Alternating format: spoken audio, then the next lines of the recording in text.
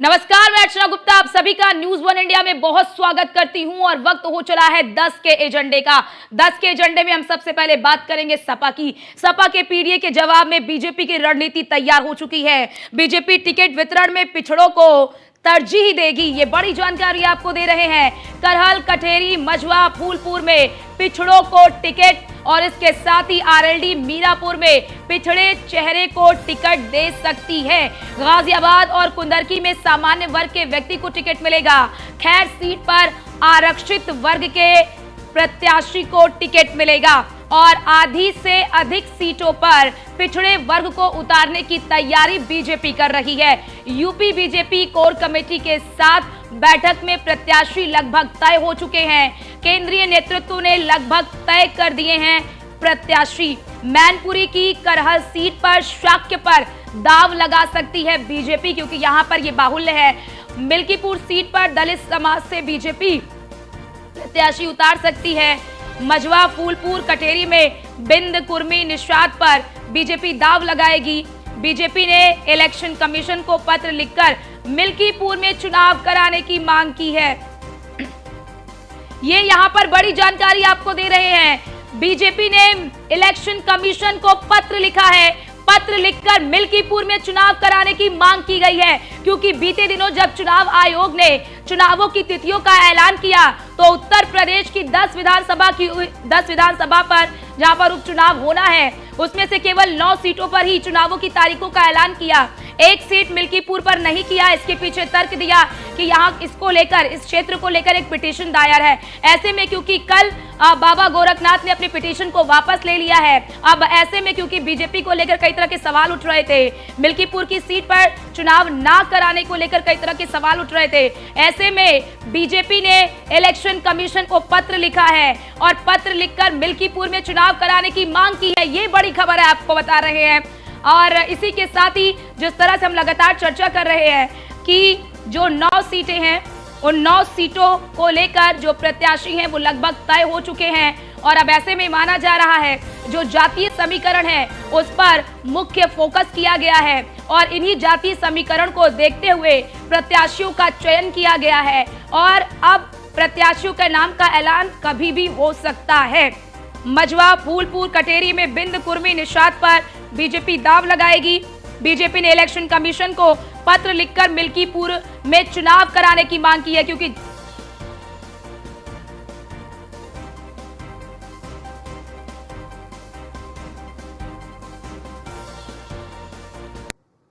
और हमारे साथ हमारे संवाददाता एसके वाजपेयी हमारे साथ जुड़ चुके हैं। इसके पहली तो ये कि जातीय समीकरण को बीजेपी भी तवज्जो दे रही है ताकि पीडीए की काट जो है वो निकाली जा सके, और दूसरा सबसे बड़ा सवाल ये भी कि बीजेपी को लेकर कई तरह के सवाल उठाए जा रहे थे, मिल्कीपुर को लेकर कई तरह के सवाल उठाए जा रहे थे। क्या यही वजह है कि बीजेपी ने इलेक्शन कमीशन को पत्र लिखा है और पत्र लिखकर मांग की है कि मिल्कीपुर में चुनाव कराया जाए? निश्चित तौर पर है, क्योंकि अगर हम देखें तो उत्तर प्रदेश की 10 विधानसभा सीटों में से 9 पर आयोग ने चुनाव घोषित किया और एक सीट जो कि अयोध्या की मिल्कीपुर है सबसे हॉट सीट है।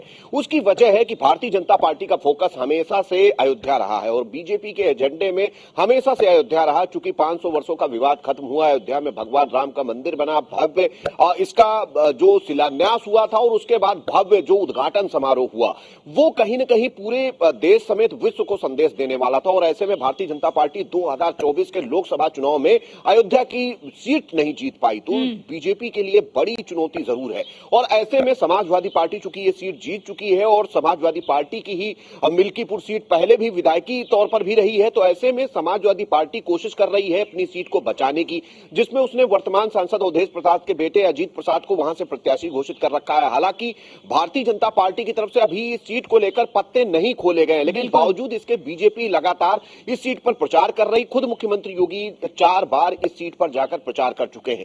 4 जनसभाएं हुई हैं, बड़े बड़े कार्यक्रम रहे जिसमें बड़े पैमाने पर रोजगार के साथ ही कई शिलान्यास और लोकार्पण भी हुए हैं। तो सीधे तौर पर बीजेपी कोशिश कर रही है कि 2027 से पहले होने वाले इस लिटमस टेस्ट में पास हुआ जाए और अयोध्या की मिल्कीपुर सीट जीत ली जाए। हालांकि कल बीजेपी की तरफ से एक पत्र भी लिखा गया है जिसमें उत्तर प्रदेश के मुख्य निर्वाचन अधिकारी से निवेदन किया गया है कि उत्तर प्रदेश में चूंकि बाबा गोरखनाथ की तरफ से वो याचिका भी वापस ली जा रही है, तो ऐसे में जो मिल्कीपुर उपचुनाव है वो भी 9 सीटों के साथ ही कराया जाए और 10 की 10 सीटों पर उत्तर प्रदेश में विधानसभा उपचुनाव होने चाहिए। हालांकि कांग्रेस और समाजवादी पार्टी इस सीट की घोषणा न होने पर लगातार हमले कर रही है, खासतौर पर भारतीय जनता पार्टी को घेरती हुई नजर आ रही है। अखिलेश यादव की तरफ से अभी एक पोस्ट भी आया था जब 9 सीटों पर घोषणा हुई कि जिसने जंग टाली समझो जंग हारी। तो निश्चित तौर पर अखिलेश यादव भी लगातार कहीं न कहीं दबाव बनाए हुए हैं। यही एक वजह है कि भारतीय जनता पार्टी कोई कोर कसर नहीं छोड़ना चाहती। तत्काल कल ही बाबा गोरखनाथ जिनकी तरफ से ये रिट याचिका की गई थी वो लखनऊ पहुंचे और याचिका वापस करने के लिए आवेदन हाईकोर्ट में कर दिया है। हालांकि आज इस पूरे मामले को लेकर सुनवाई होगी और संभवतः आज हाईकोर्ट हो सकता है कि जो वापस लेने की अर्जी है उसको स्वीकार कर ले और उसके बाद ये याचिका खत्म हो जाए। इस पूरे मामले को लेकर आयोग को निर्णय करना है। अब जहां तक बची हुई 9 सीटों का सवाल है जिन पर चुनाव घोषित हो चुका है, उसको लेकर समाजवादी पार्टी हो, कांग्रेस हो या फिर भारतीय जनता पार्टी, सभी तरफ से अपनी अपनी कहीं न कहीं ताकत और जुगत लगाई जा रही है। भारतीय जनता पार्टी ने हालांकि अपने पत्ते अभी तक इन 9 सीटों को लेकर नहीं खोले हैं, लेकिन यूपी बीजेपी कोर कमेटी की बैठक में जो 3-3 नामों के पैनल इन सभी 10 सीटों के लिए फाइनल किए थे, जिसके बाद दिल्ली की बैठक में बड़ा सवाल ये है कि देखिए प्रत्याशियों को समय भी चाहिए होता है प्रचार के लिए, माहौल बनाने के लिए। ऐसे में क्या लग रहा है कि कब तक ये माना जाए कि बीजेपी जो है वो अपने प्रत्याशियों के नाम का ऐलान कर देगी? और यहाँ पर बड़ा सवाल, क्या कोई ऐसा नाम चर्चा में है जो मिल्कीपुर से जिसे बीजेपी उतार सकती है, जिसकी चर्चा हो रही हो, या फिर कुछ सुगबुगाहट उस नाम को लेकर? बिल्कुल, चूंकि बीजेपी ने अभी तक अपने पत्ते नहीं खोले हैं, सब कुछ बहुत गोपनीय तरीके से हो रहा है। उसकी एक वजह है, भारतीय जनता पार्टी के लिए हर जो ये 10 सीटें हैं जिन पर उपचुनाव होने जा रहा है, 10 की 10 सीटों पर 10 से 15 आवेदन है। मतलब भारतीय जनता पार्टी के 10 से 15 कार्यकर्ता हर सीट पर चाहते हैं कि बीजेपी उनको टिकट दे दे और वो चुनाव जीत लें। हालांकि इन सारी चीजों के बावजूद भारतीय जनता पार्टी इसीलिए अपने प्रत्याशियों की घोषणा नहीं कर रही, क्योंकि प्रत्याशियों के नाम लगभग तय हो चुके हैं।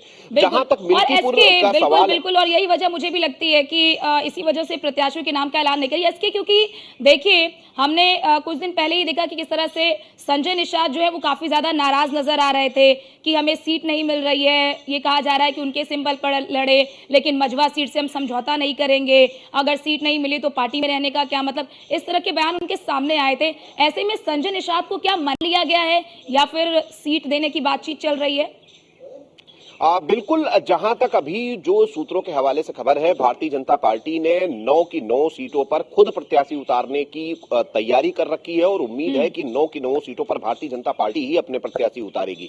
जहां तक 10वीं सीट जो कि मीरापुर की है, उसको आरएलडी को देने की घोषणा पहले ही बीजेपी की तरफ से की जा चुकी है। चूंकि आरएलडी प्रमुख जयंत चौधरी लखनऊ में मुख्यमंत्री योगी से भी मिले थे और दिल्ली में भी जेपी नड्डा के साथ गृह मंत्री अमित शाह के साथ भी उनकी मुलाकात हुई थी।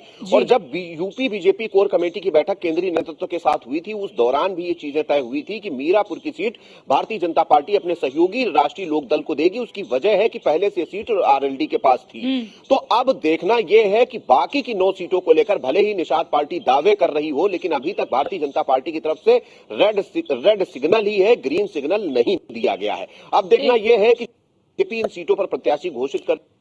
बिल्कुल बिल्कुल, इंतजार रहेगा इसके कि कब बीजेपी जो है वो अपने पत्ते खोलती है। फिलहाल आप हमारे साथ बने रहिए, आपके पास लौटते हैं। आपने महत्वपूर्ण जानकारी हमारे दर्शकों तक साझा की है।